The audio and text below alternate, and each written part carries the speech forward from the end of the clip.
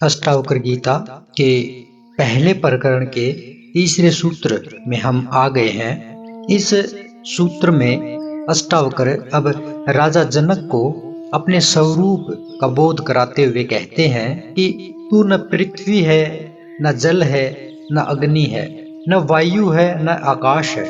मुक्ति के लिए अपने को इन सब का साक्षी चैतन्य रूप जान। क्या कहा? राजा जनक का जो पहला प्रश्न है, ज्ञान कैसे प्राप्त होता है, अष्टावक्र उसे समझाने की पहली अनिवार्य शर्त वैराग्य की व्याख्या करने के बाद जनक को अपने निज स्वरूप का बोध कराते हैं। वे कहते हैं, मनुष्य शरीर मात्र नहीं है, वह चैतन्य आत्मा है। आत्मा ही उसका वास्तविक स्वरूप है, वही सम्राट है।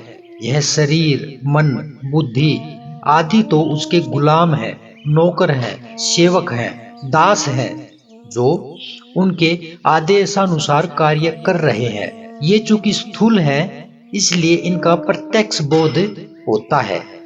आत्मा सूक्ष्म है, जिसे ज्ञान के अभाव में ऐसी भ्रांति होती है कि मैं शरीर हूँ। यही तो अज्ञान है। अष्टावक्र इसी भ्रांति का निवारण करने हेतु कहते हैं कि तू पृथ्वी, जल, अग्नि, वायु, आकाश इन पांचों तत्वों से बना भौतिक शरीर नहीं है। ये पंच तत्व भौतिक है, अनित्य है, नष्ट होने वाले हैं, मृत्यु पर नष्ट हो ही जाएंगे, किंतु तू फिर भी जीवित रहेगा। वह मृत्यु के बाद भी तू अपनी अगली यात्रा पर निकल जाएगा। शरीर को पुराने वस्त्र के समान छोड़कर नया वस्त्र धारण कर लेगा। अब थोड़ी सी यहाँ पे समझने वाली बात है कि अष्टावक्र की ये बातें भगवत गीता में जो श्री कृष्ण अर्जुन को समझाते हैं कि न तेरा जन्म है, न तेरी मृत्यु है, आत्मा के बारे में जो कह रहे हैं, वही कुछ कुछ बात यहाँ पे भी सामने आ रही है। तो हम कह सकते हैं कि कृष्ण ने जो बात अर्जुन को समझाई है, लगभग वही बातें अष्टावक्र सीधे शब्दों में राजा जनक को समझा रहे हैं, कह रहे हैं, बता रहे हैं। यह शरीर तेरा वस्त्र मात्र है, तू इससे भिन्न है। यह तेरा शरीर भौतिक पदार्थों से बना है।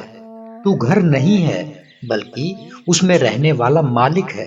तू उसमें निवास करने वाला साक्षी चैतन्य रूप है।